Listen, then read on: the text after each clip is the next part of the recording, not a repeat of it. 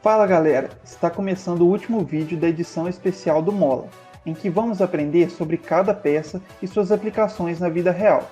No vídeo de hoje, vamos falar sobre as ligações, que representam a união de elementos estruturais. São divididas em três tipos: as rótulas, as ligações rígidas e as ligações contínuas. Você sabe o que são cada uma dessas ligações e as funções que elas desempenham em uma estrutura?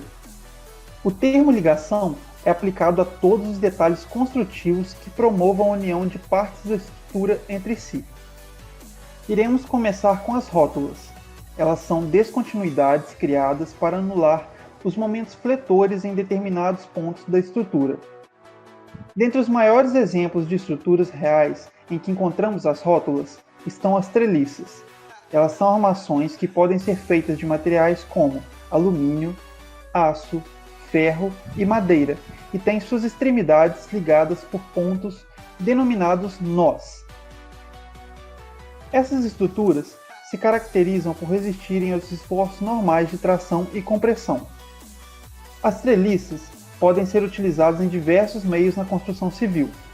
Nas pontes, além de suportarem cargas mais elevadas, permitem a construção de estruturas maiores e mais extensas. São usadas também em mezaninos, telhados e até mesmo em torres de energia e telecomunicações.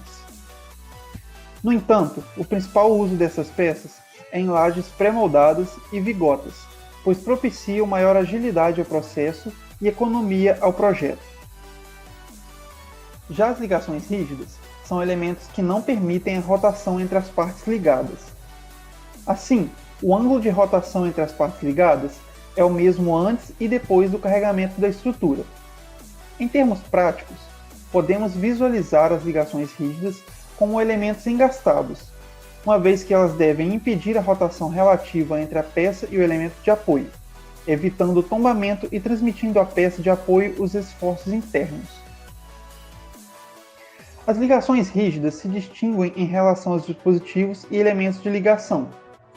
Podem ser utilizados soldas, parafusos, chumbadores, enrijecedores, cantoneiras, dentre outros. Esses componentes permitem a união das partes e facilitam a transmissão dos esforços em uma estrutura.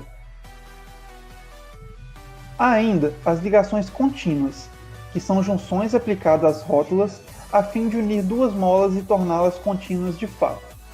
Uma importante aplicação delas são as vigas contínuas, que são vigas com mais de dois apoios. De forma trivial, são vigas unidas umas com as outras, tornando-as apenas uma viga. E aí, gostou de conhecer o papel desempenhado por essas peças do kit Mola? Chegamos ao final dessa série de vídeos que buscou desvendar os papéis exercidos por cada peça do kit. Esperamos que tenham gostado.